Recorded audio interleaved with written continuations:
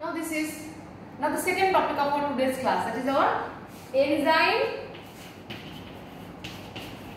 What is EIA? It is enzyme immune acid. Okay students, so it is enzyme immune acid. Enzyme immune acid. So what are the enzyme immune acid? Here the catalytic property of the enzyme is utilized to quantify the immune acid. So we can write the definition like it.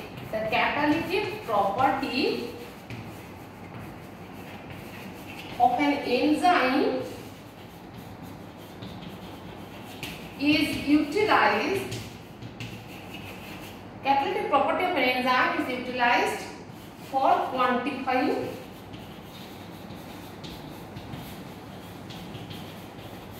an immune acid. What is immune acid? Means the antigen antibody. Immune means anything related to antigen antibody.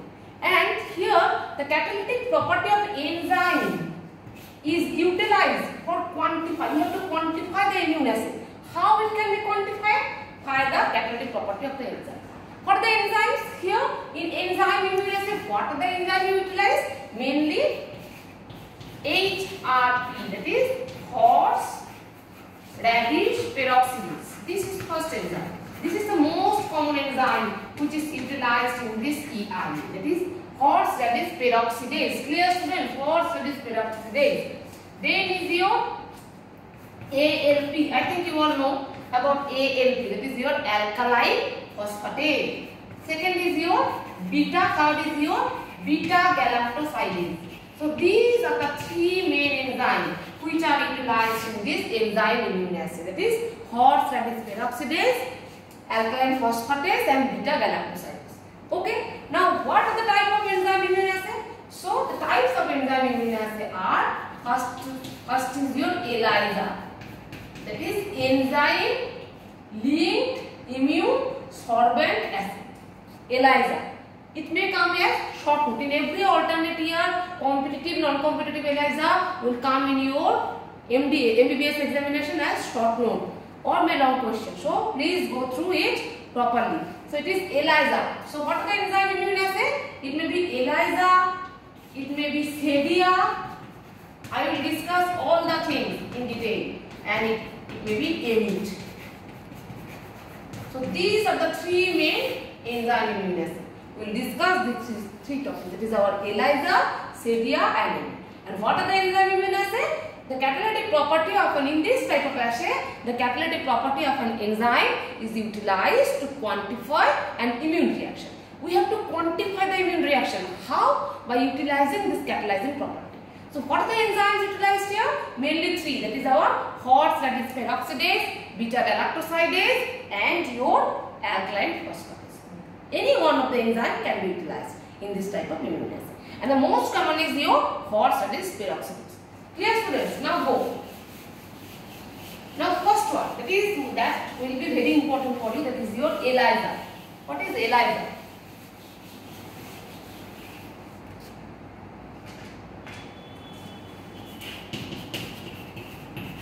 So full form, first write the full form, that is enzyme linked immune sorbent acid. So it is enzyme linked immune sorbent acid. Now about the principle of ELISA. What is the principle of ELISA? In ELISA technique, one component is attached with a solid phase. This solid phase in ELISA technique is known as microtiter plate. Now when the lockdown will be resumed and all the things will be natural, then you will come in the laboratory and then I can show you the microtiter well, where microtiter plate of ELISA where 96 wells are present. Many wells are present. I will show you them. Actually these all things are very practical. It is very difficult for me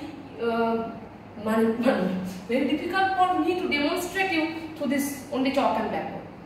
So these are the microtiter plate and these are the wells. In a microtiter plate, 96 wells are present. And in ELISA technique, one important component of the immune assay. It may be antigen or it may be antibody, but most commonly it is antibody. So one antibody is coated with this well via some immunochemical bonding or simple absorption property.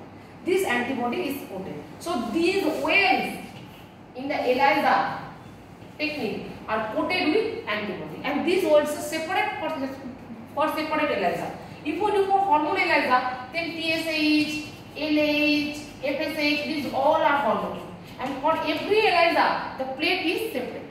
Suppose we are doing the TSH ELISA, that is your thyroid stimulating hormone. It is a very common type of ELISA. In this ELISA technique, this microtiter plate and the wells are coated with antibody against the TSH antigen. Okay, so this is the antibody coated plate, and this antibody is also known as immobilized antibody or solid phase antibody, and this is attached to the solid phase via some absorbent property or some immunochemical property. Now, so this is ready made, these wells and the plates. These plates and the wells, in a plate 96 wells will be present. So we can assay 90 samples or 96 samples can be assayed through this plate. 7 calibrator is utilized for TSH, so 89 samples can be assayed in a microtiter plate. Now this is the antibody which is coated with this well.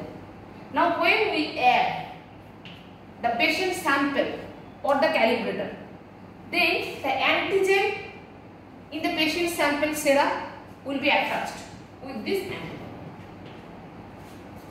Clear? Now we add, so after this attachment of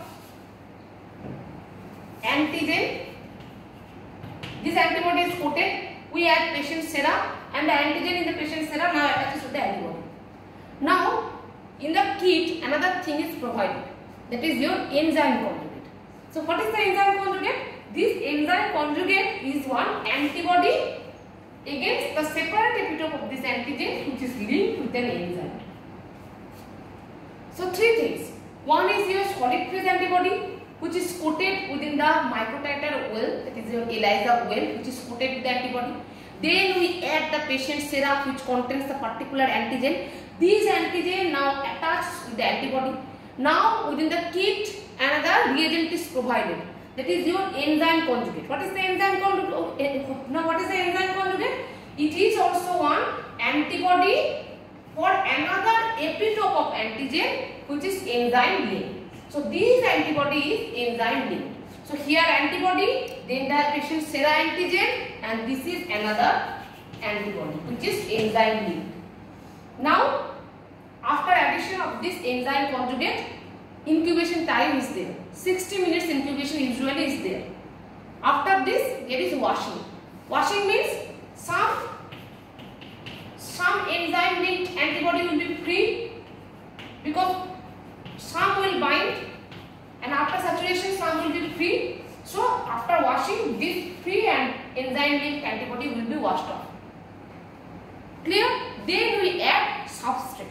This is the enzyme. This is the enzyme. What is the enzyme? This enzyme may be HRP, maybe beta galactosidase, maybe alkaline phosphatase. But most commonly it is horse, that is peroxidase. Then the substrate is given, and by the help of enzyme the substrate is converted to product. And the product is a colored product. And we measure the color, the intensity of the color via the ELISA reader at a particular wavelength. Usually it is 450 nanometer and the secondary wavelength is 630 nanometer. Dear students, what are the steps? See, what are the steps? I will discuss again. What are the steps of ELISA? What is the principle of ELISA?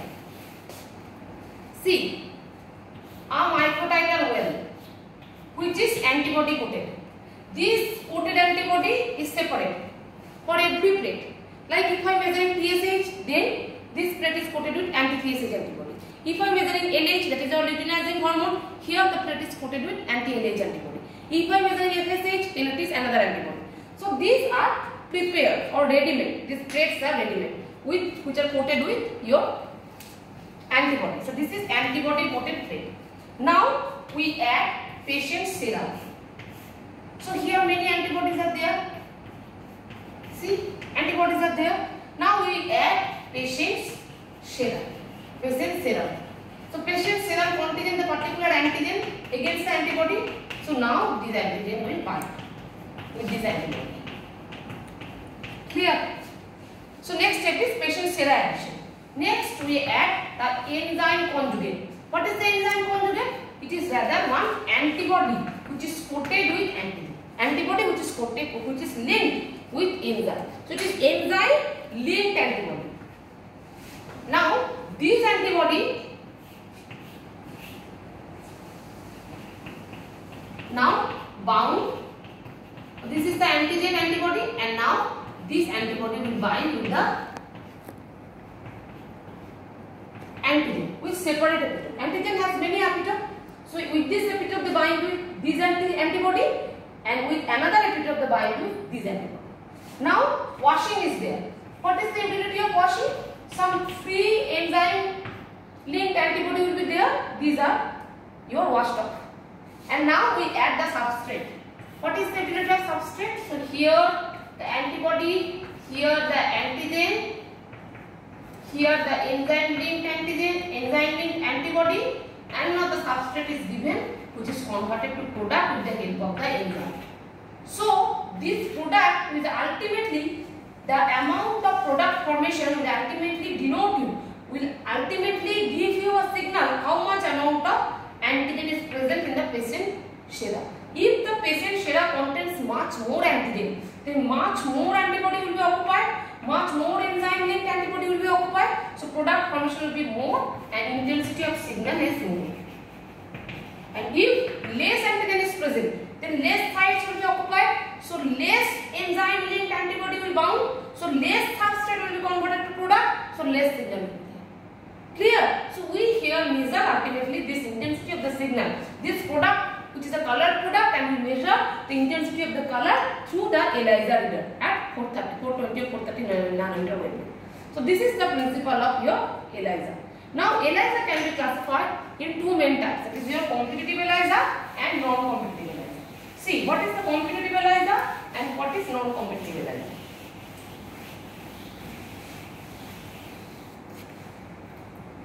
See, so ELISA mainly of two types. One is your competitive ELISA and another is your non-competitive ELISA. So these are the two main types of ELISA. First, we will discuss about the non-competitive ELISA. The other name of it is sandwich ELISA. Because here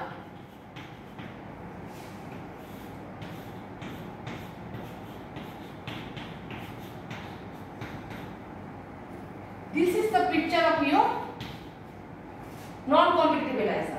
The antibody, solid phase antibody or the immobilized antibody, patient serum antigen, enzyme linked antibody, which will convert substrate to product. So here the antigen molecule is sandwiched. In a sandwich, what we have seen? Two breads, and in the inner side the stuffing is there. Here also two antibody. Two antibody and the antigen is stuffed in between these two antibodies. So this is known as sandwich ELISA. So another name of this non-competitive ELISA is sandwich ELISA. Clear, students? Now what are the steps of sandwich ELISA or the non-competitive ELISA? See, suppose this is the plate which is coated with antibody. Now we add patient serum or the calibrator. So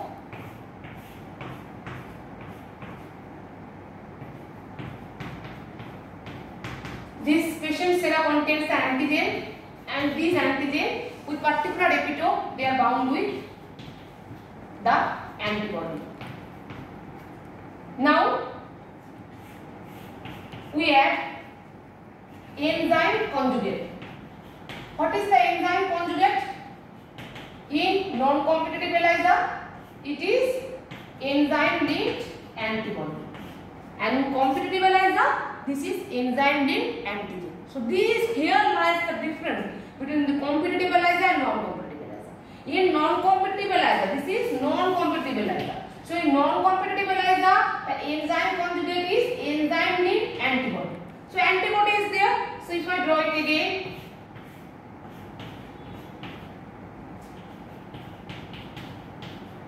this enzyme linked antibody will be attached,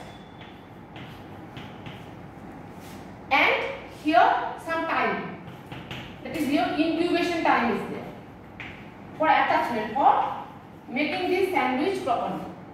Next, washing. What is the utility of washing?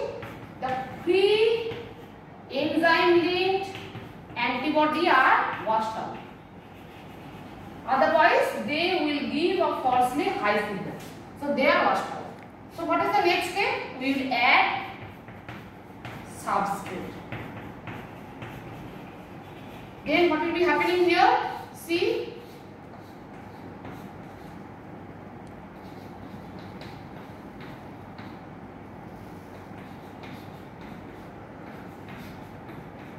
substrate is added, and this substrate with the help of this enzyme is converted to product, and ultimately a signal is there, and this is measured via the ELISA reader.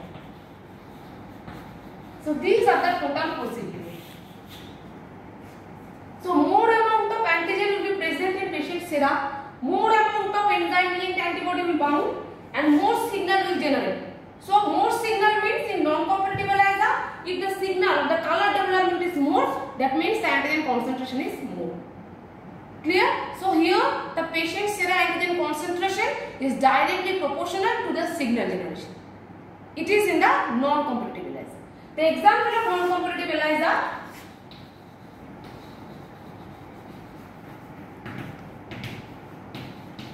what is the example of non-competitive ELISA? All the hormones in our lab which we do, that is our TSH, LH, FSH, prolactin, all these are examples of our non-competitive ELISA. That means here more the amount of signal, more the color generation, here the antigen concentration or the hormone concentration will be more. This happens in the non-competitive ELISA. Here if I draw it okay, this is non-competitive ELISA. Now we have competitive ELISA. What is happening in competitive ELISA? See, so this is non-competitive ELISA. Now what is happening in competitive ELISA?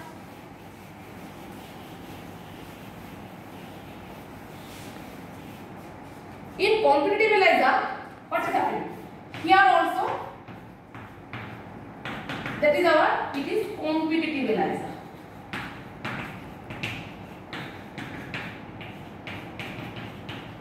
So these are immobilized antibody which are attached with the microtiter well. So these are the antibody. Now we add patient serum. So patient serum contains the antigen. So these antigens are attached with the antibody with particular epitope. Now we add the enzyme conjugate. And here the enzyme conjugate is, here lies the difference, that is enzyme linked antigen. Previously in non-competitive ELISA, the enzyme conjugate is enzyme conjugated antibody against the antigen, but here it is enzyme conjugated antigen. So now if suppose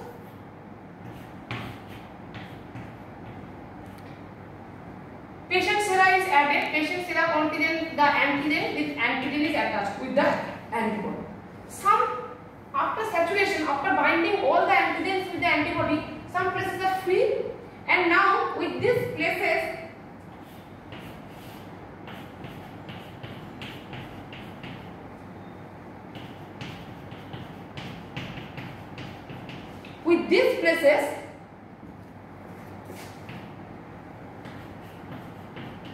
the enzyme linked antigen will attached. Okay. add again after there is washing. What is the importance of washing? The free enzyme linked antigen will be washed out. Then we give the substrate. So now what is the picture? Then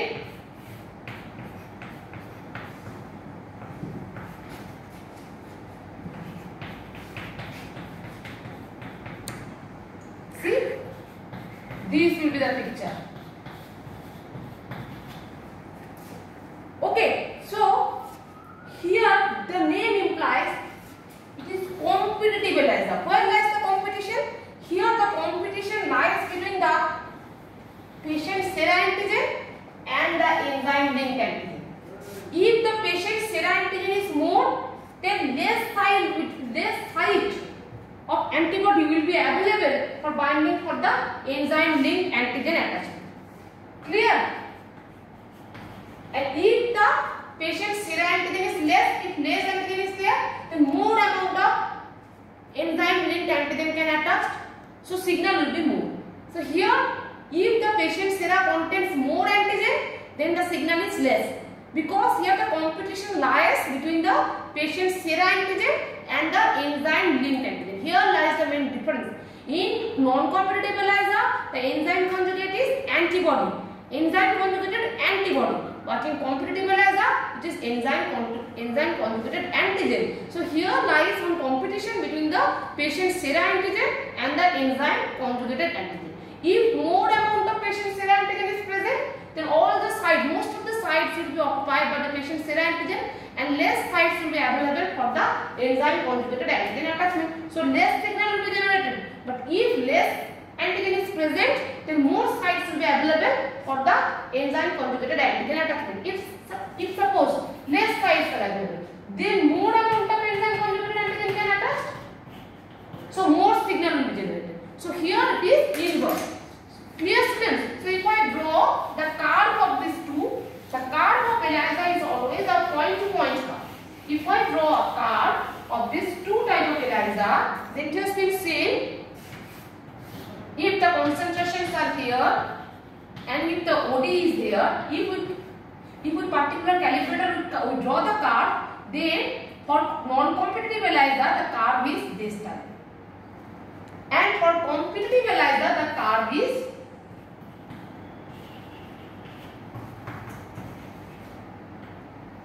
this type, that is inverse.